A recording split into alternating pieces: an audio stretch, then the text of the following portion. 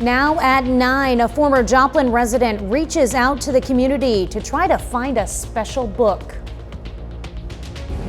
An investigation is underway after a cargo ship hit a Baltimore bridge, causing it to plummet into the river. I'm Rebecca Castor in Baltimore County with the latest developments coming up. And for the first time ever, both the Mega Millions and Powerball top 800 million at the same time. The 4 states' most watched news starts now. This is video footage behind me captured the moment a cargo ship hit the Francis Scott Key Bridge in Baltimore, causing it to partially collapse into the river in the early hours this morning. This is KOAM News at 9 on Fox 14. The nation is in mourning tonight as search and rescue efforts are suspended in Baltimore following the bridge collapse. Fox News correspondent Rebecca Castor has more on the story. Maryland officials say the Baltimore bridge collapse caused by a cargo ship appears to be an accident, and it may have resulted from a power issue. We are Maryland tough, and we are Baltimore strong. Emergency crews desperately searching for victims near Baltimore's Francis Scott Key Bridge on Tuesday. It comes hours after a cargo ship struck one of the bridge's support beams, causing parts of the structure to snap and plummet into the Patapsco River. President Biden says the incident does not appear to be intentional. We're going to send all the federal resources they need as we respond to this emergency, and we're going to rebuild that port together. Officials believe those still missing include construction workers who were filling potholes at the time. Maryland Governor Wes Moore says moments before the crash, the ship's crew reported losing power. That Mayday call gave authorities the time to stop the flow of traffic both ways. But it's still unclear how many, if any, cars plummeted into the water. These people are heroes. They saved lives last night. Meanwhile, transportation officials say the bridge collapse is expected to cause major disruptions to trade and traffic in the Baltimore harbor, considered a major route for shipping containers and cruise liners. Certainly environmental considerations are a priority, and so is traffic. Addressing the needs of those that were impacted, that's the focus. The National Transportation Safety Board says it's standing by as search and rescue remains the focus right now, but they will lead the investigation into what happened. In Baltimore County, Maryland, Rebecca Castor, Fox News. Now, earlier today, President Biden also said he plans to visit the area soon, but did not give an exact date for his visit. Chief Meteorologist Doug Hetty joins us now with a first look at weather. Well, it definitely turned out to be a cold one outside today. High temps, even with a little bit of sunshine late, only made it up to 43, which is 20 degrees below where we should be. We started at 32 during the morning hours, and we're dropping back now a pair of 38s. Joplin, also Pittsburgh. We are dry. We're going to stay dry as we go through the overnight hours, but it's chilly. Mid to upper 30s to near 40 degrees. At least the winds are starting to die down just a little bit, but a freeze warning tonight through about the middle of the morning hours tomorrow, just because we're getting deeper into that spring season. But we do have some clouds kind of rotating through. Besides that, we look okay.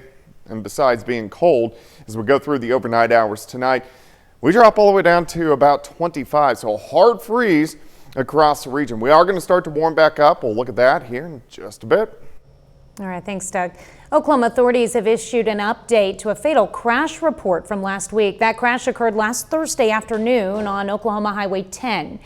2010 Dodge Grand Caravan on Highway 10 failed to negotiate a curve and left the roadway, striking a guardrail. Caravan then swerved to the left and collided with a 2020 Ford F-150 boat and trailer. The Caravan left the roadway and came to a rest. Now, the F-150's boat and trailer detached from the pickup, caught fire and burned. The passenger of the Caravan, Patricia Crisp, who is 76 years old, of Wyandotte, Oklahoma, died yesterday from injuries sustained in the crash. Some bad news for utility customers in Pittsburgh. Customers will once again see past due fees and service shutoffs if bills are not paid. Because of the cybersecurity incident the city experienced in late fall, the utility department suspended late fees and shutoffs. The suspension gave customers additional time to settle their outstanding balances without the added financial burden of penalties. But today, the city provided an update that included resuming late fees. Utility customers can learn more at KOAMnewsnow.com. Former Joplin resident is trying to locate an accidentally donated book. The illustrated book about dinosaurs holds a special place in her heart. KOAM's Fernanda Silva tells us why. Why are you looking for this book now, and why is it so important for you? This was something that I could, cherish. It's just, sorry, I'm emotional about it, but it's just, I don't have a lot to hang on to of my life in general. Like many others, Ashley Arthur lost most of her childhood memories in the Joplin tornado. Just a couple of years ago, trying to fill that void, she was gifted a kid's dinosaur book.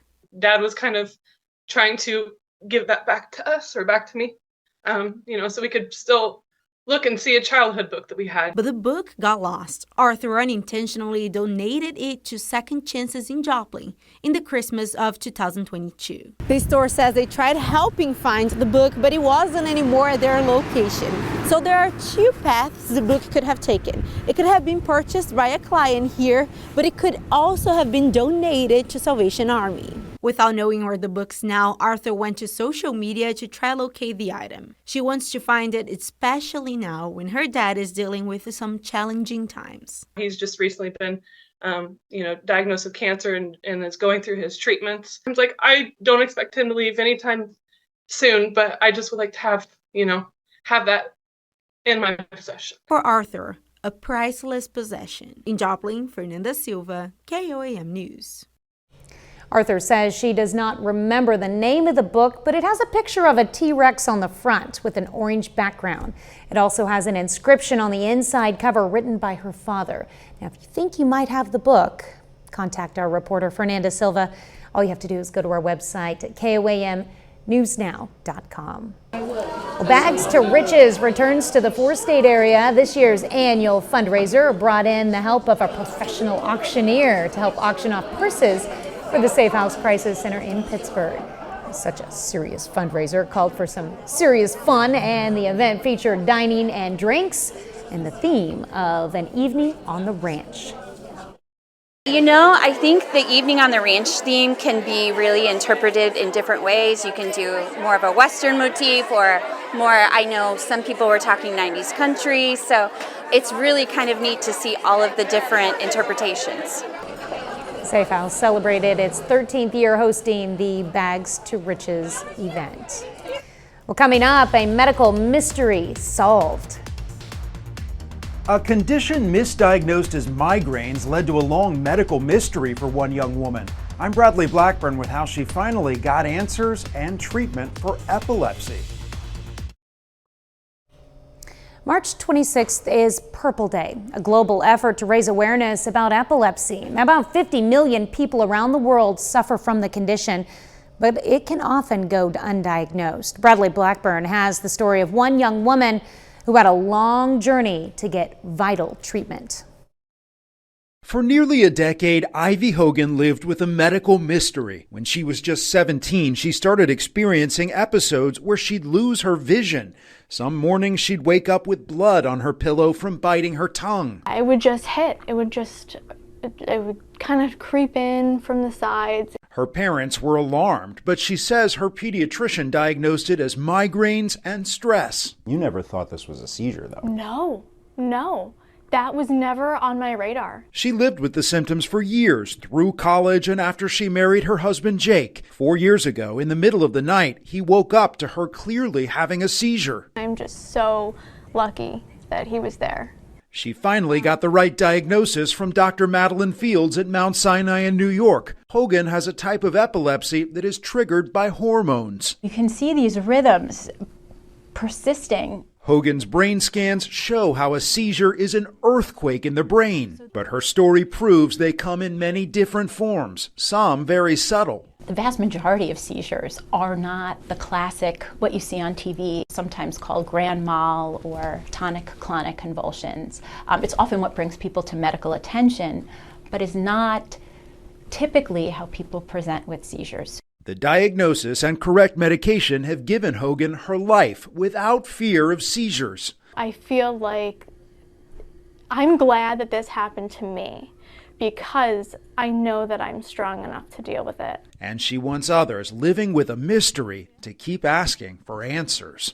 Bradley Blackburn, CBS News, New York. Now, Hogan has been seizure-free for nearly a year, and after her experience, she decided to change careers and study to become a neurology nurse to give others with epilepsy the care that has made such a difference for her. Researchers at the University of South Carolina have discovered that statins, normally used to lower cholesterol, can also be used to improve gum health. They found statins can lower inflammation from periodontal disease. Scientists say the drug treatments may one day replace invasive procedures like surgery to treat gum disease. People continuously exposed to bright artificial light at night may be at higher risk of having a stroke. And that's according to researchers in China who found the excessive use of artificial light can also be a potential risk to brain health. They advise people living in urban areas to limit their exposure to bright lights. Well, a new study finds similarities between cancer tumors and tuberculosis. Researchers at the University of Notre Dame are experimenting with drug combinations used to treat cancer to see their effectiveness on tuberculosis granulomas, which are tight clusters of white blood cells. They're finding the cancer drugs can open blood flow to the clusters so medication can get to the TB bacteria. Well, Doug is next with a complete look at your forecast.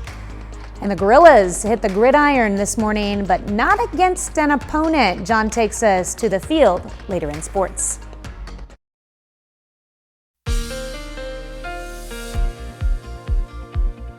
Well, of course, a much colder day for us today as we only went into lower 40s for highs, 20 degrees below where we should be for this time of the year. Looks okay right now. Nice shot downtown. We're looking at our Cornell Arts and Entertainment Complex tower cam. Of course, 7th and Joplin looking off toward the northeast. All right, yesterday was below average, but we still went into lower 60s down to freezing this morning.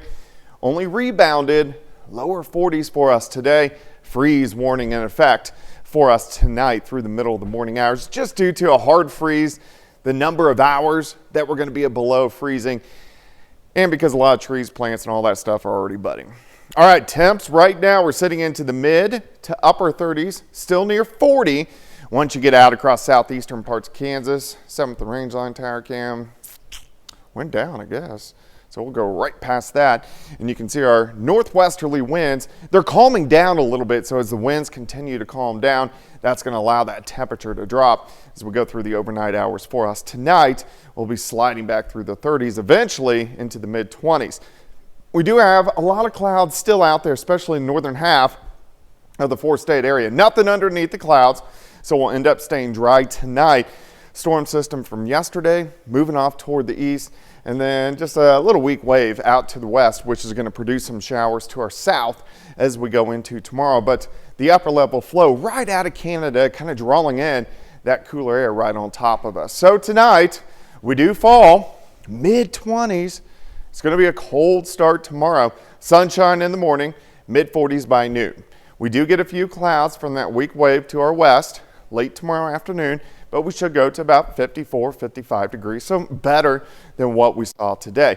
Tomorrow night, we drop back near freezing, so 3 nights in a row that we should hit that freezing point. And then Thursday, looking better as we go into the mid-60s for afternoon highs on Thursday. And then Thursday night, we're not going to drop off as much. We'll only drop right around 50 for an overnight low. Our southerly winds will start to kick back in. Day planner for you Wednesday, 28 in the morning, 45 by noon, 53 at 4. High temp of 55 degrees. Let's go toward the weekend.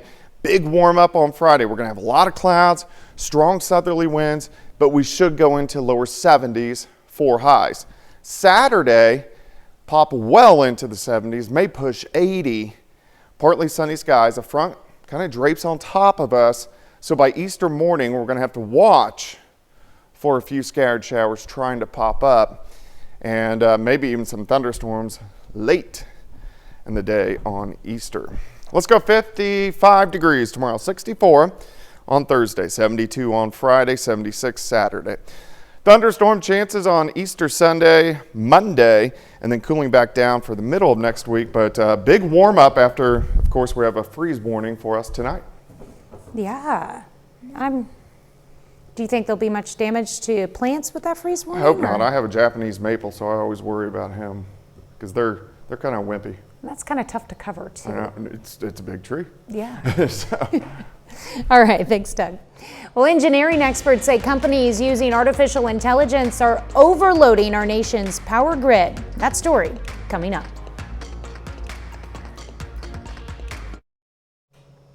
Whether you love it or hate it, it seems like artificial intelligence software is here to stay. But as the technology continues evolving, it's having dramatic impacts on our nation's power grid. Fox News' Sean Langiel takes a closer look at how and why, plus efforts to prevent a system overload.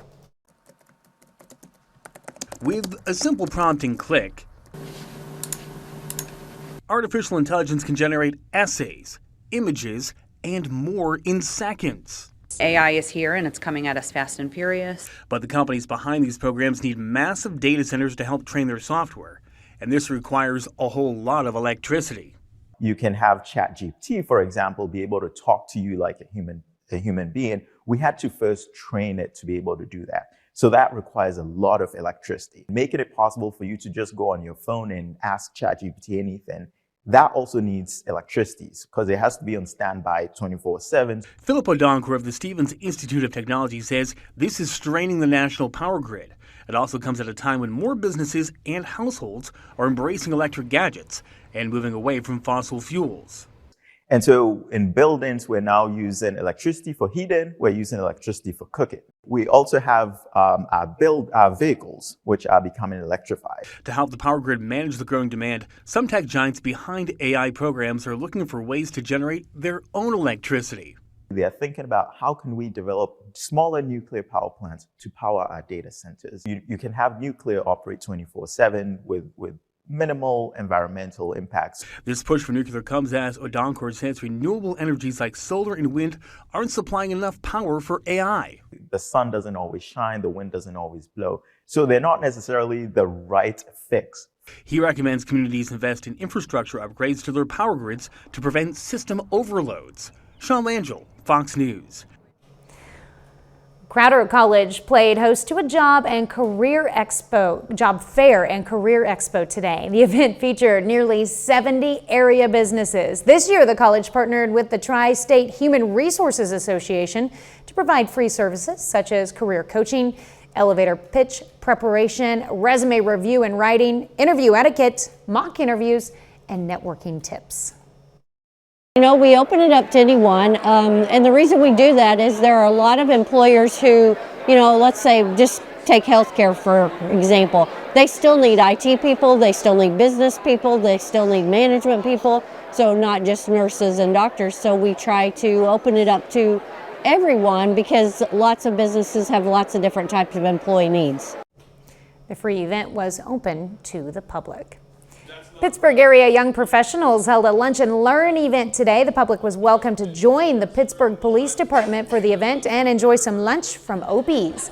For the event organizers, the day also provided an opportunity for other young professionals to network with their peers. And it's just providing access to young professionals in the area to gain some of those skills in a really quick amount of time that's accessible to them.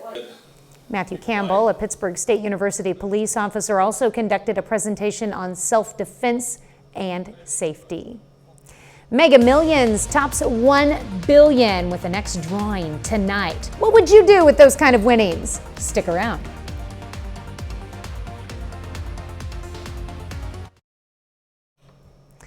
Well, one Arkansas company said since the start of 2020, customers have been calling to reserve portable toilets for next week's eclipse. She said they have received more than 600 orders and they're running low. Crystal Bryans owns Portable Toilet. She's the coordinator of Hedges Portable Toilet Rentals, and she says they're trying their best to make sure they get everyone, but there are just so many people wanting them in so many different places. They're starting to set them up this week for the eclipse. 30 more minutes of news, weather, and sports is coming your way. Missouri State Treasurer announces he's running for re-election. Plus, the fate of a commonly used abortion drug is in the hands of the Supreme Court. You're watching the 4 states' most watched news. This is KOAM News at 9 on Fox 14. I'm Tanya Bach. President Biden and Vice President Harris campaign in the battleground state of North Carolina, hoping to connect with voters over health care and affordability. Fox's Anna Elopoulos has the story. President Biden and Vice President Harris hitting the campaign trail, speaking in the battleground state of North Carolina, where they're touting the administration's economic and health care record. More Americans have health care today than under any other president, and it's saving American taxpayers money. It saves money. Biden lost North Carolina in 2020 and currently is trailing former President Trump in the state by 3 points, according to the latest Marist poll. The Biden campaign has been ramping up its attacks on Trump, taking aim at him after his legal drama in New York Monday. A Biden campaign spokesperson calling Trump feeble, confused, and tired as he fights mounting legal bills and 4 criminal indictments. Trump's next court battle is a trial over hush money he allegedly paid adult film star Stormy Daniels, set to start April 15th. It's a shame what's happening to our country. This is election interference. They are doing things that have never been done in this country before. Trump's attorney argues pursuing Trump during an election year is politically motivated. We very much believe that starting this trial in April, or even starting this trial at any point before the election, is completely unfair to President Trump. On the West Coast, independent presidential candidate Robert F. Kennedy Jr. announced his running mate, attorney and entrepreneur Nicole Shanahan. In New York, Anna Elopoulos, Fox News. Missouri's state treasurer announces he is running for re-election. Vivek Malik took office as state treasurer in January of 2023 by appointment from Governor Mike Parson. Now, he says the office is about public service. The Cape Girardeau transplant arrived from India in 2001 to attend college at Southeast Missouri State University. Malik describes himself as a constitutional, social, and fiscal conservative. All good things come from God, life comes from God, and all our freedoms come from God. And I believe that life begins at conception, and we need to protect that. That's where I stand when I say I'm pro-life. Now, 2 years after the Supreme Court overturned Roe v. Wade, ending the constitutional right to abortions, the topic is coming back to the highest court in the land today as justices hear arguments over one of the 2 pills used in medical abortions. Fox News' Chris DeMeo reports. The fate of a commonly used abortion drug is now in the hands of the Supreme Court. Justices Tuesday will begin hearing arguments over access to mifepristone, a pill used in roughly 2/3 of all abortions in the U.S. last year alone, according to the Guttmacher Institute. Medication abortion has become by far the most common form of abortion. It's simple, extraordinarily safe, and effective. The Food and Drug Administration previously reduced restrictions on the pill, making it available for use up to 10 weeks of pregnancy instead of 7 back in 2016, while making it easier for doctors to prescribe the drug through telemedicine and have it delivered to patients in the mail in 2021. A group of medical professionals opposing abortion says that the FDA's decision to relax access puts women's health at risk. Women come into these emergency rooms suffering from abortion drug complications, and our doctors have a sincere conscious objection to facilitating abortion to potentially ending an unborn life. The maker of mifepristone says it's one of the safest drugs ever approved by the FDA. But if the conservative-dominated Supreme Court votes in favor of abortion critics, the justice's ruling could impose tougher restrictions on the drug. The court's mifepristone case has the potential, obviously, to upend how drug approvals function if you can challenge drug approvals years or even decades after the fact by asking judges to sort of second-guess the evidence that regulators have meticulously reviewed. That sets a pretty important precedent. The Supreme Court is expected to announce a decision later this summer. Chris DeMeo, Fox News. A bit later, a heck of a lot of money. Mega Millions now at $1 billion. I'm Kevin Cork in Washington with the very latest on the big prize at stake.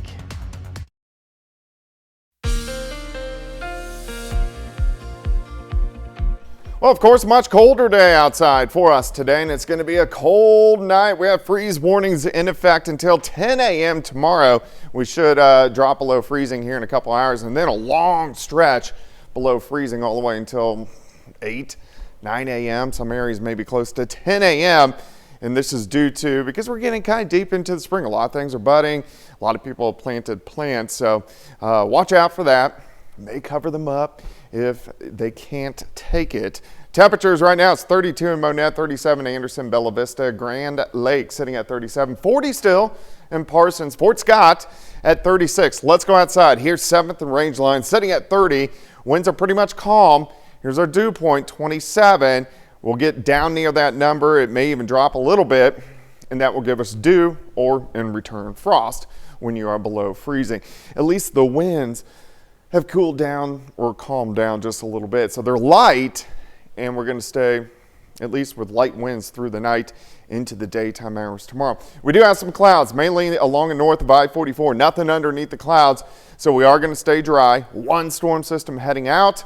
Weak wave is going to drop to our south over the next 24 hours. It will give us a few clouds, but that is just about it. But look at the upper level flow right out of Canada, ushering in that cooler air on top of us for the next couple days. But tomorrow, we will start our warming trend. Cold start, mid-20s. By noon, mid to upper 40s, sunny skies.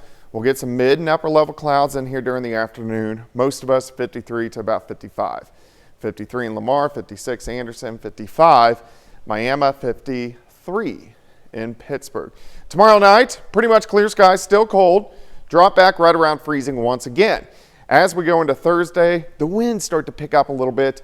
We'll go into the mid-60s for highs. So by Thursday, we're back to where we should be for this time of the year. All right, 28 to start, 45 by noon. High temp, 55, which is still about 10 degrees below where we should be. But if you want the warmer weather, here it comes. Look at this. Lower 70s by Friday. A lot of clouds and windy. Saturday, we're going to go into the lower 70s. Once again, actually mid to upper 70s on Saturday. You can see a wind shift line here. That's a front that's going to hang out, so we could get a few showers Sunday morning, and then Sunday evening, thunderstorms erupt. Now, this is still 5 days away, so we'll have to watch this, but some of those storms could be strong to severe. Thunderstorms continue into Monday morning. Thunderstorms continue into Monday evening. So we're going to make a hot spot on Sunday for the potential for strong to severe thunderstorms, and it sticks around on Monday as well. What about Easter? If you are getting up early, temperatures actually look pretty good on Easter. 60 in the morning, 73 by noon. Those chances for thunderstorms, but look at that high temp of 80 degrees. 55 tomorrow, 64 Thursday, 72 on Friday, 76 Saturday, and then those thunderstorms Sunday and Monday, cooling back down a bit by the middle part of next week. So let's talk about outdoor Easter egg hunts this weekend. It looks like Saturday's perfect. Saturday's good, and then hopefully Sunday morning, early afternoon should be fine. Just don't plan anything outdoors in the evening, and you should be That gravy. would be correct, yes. All right, thanks, Doug. Pittsburgh Arts Council is seeking artists for its upcoming art walk. Applications for booth spaces are currently open for artists, musicians, performers, organizations, the Writer's Block, a new kids zone, and poetry and fiction readings. Now, downtown businesses are also welcome to participate by staying open late, offering specials and discounts, and showcasing an artist or hosting a live band. April's Art Walk will take place the 26th from 5 to 9 p.m. in downtown Pittsburgh, Kansas. Well, coming up in sports, Pittsburgh State and Missouri Southern baseball both play at home. Plus, Pitt State football names its 2024 team captains. John Dales has those stories and more up next. Hero Fund USA and KOAM News Now supporting the 4 states' first responders. This Thursday through Saturday only. This is your news update. I'm Tanya Bach. A former Joplin resident is trying to locate an accidentally donated book. The illustrated book about dinosaurs holds a special place in her heart. KOAM's Fernanda Silva tells us why. Why are you looking for this book now, and why is it so important for you? This was something that I could, cherish.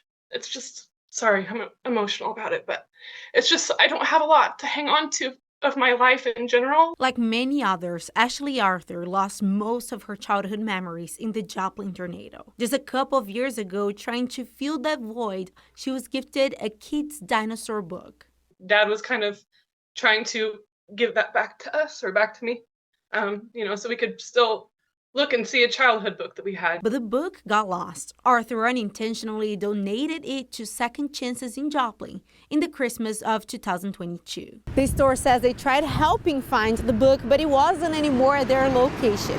So there are two paths the book could have taken. It could have been purchased by a client here, but it could also have been donated to Salvation Army. Without knowing where the book's now, Arthur went to social media to try to locate the item. She wants to find it, especially now when her dad is dealing with some challenging times. He's just recently been, diagnosed with cancer and is going through his treatments. It's like, I don't expect him to leave anytime soon, but I just would like to have that in my possession. For Arthur, a priceless possession. In Joplin, Fernanda Silva, KOAM News.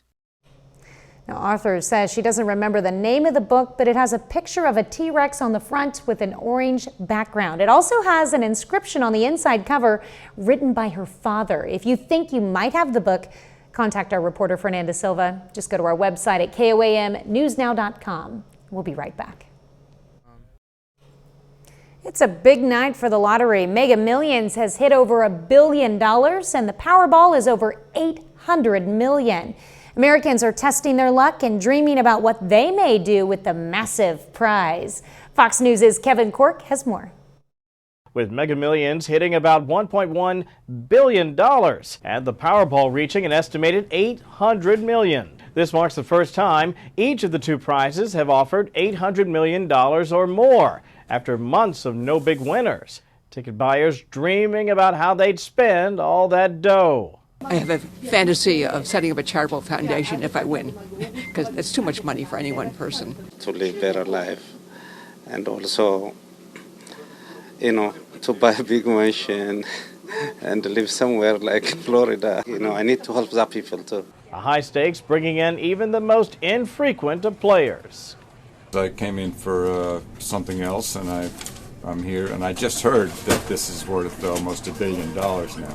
The odds of winning Mega Millions is 1 in 302.6 million, and Powerball odds 1 in 292.2 million. Luckier than if I didn't have one at all.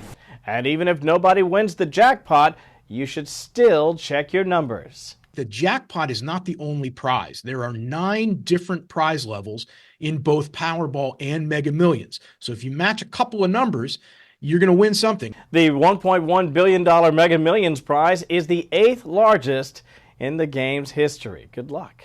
In Washington, I'm Kevin Cork, Fox News. Madonna announces her biggest show yet as the final stop of her celebration tour. That and more in tonight's Hollywood Nation. Madonna throws a party to celebrate the end of her tour, and John Cena welcomes aspiring WWE superstars to the ring. We have that and more in today's Hollywood Nation. Here's Fox's Ashley Dvorkin. You were all chosen because you are enough. You got to know that you made it. Cena welcomes the new gen, Madonna celebrates fans, and CMT honors Trisha in the Hollywood Nation. And you're praying out loud. Country star Trisha Yearwood will get the inaugural June Carter Cash Humanitarian Award at the 2024 CMT Music Awards. The award recognizes someone who demonstrates an exceptional dedication to community and their fellow artists. Yearwood will also debut her tune Put It in a Song from her upcoming album.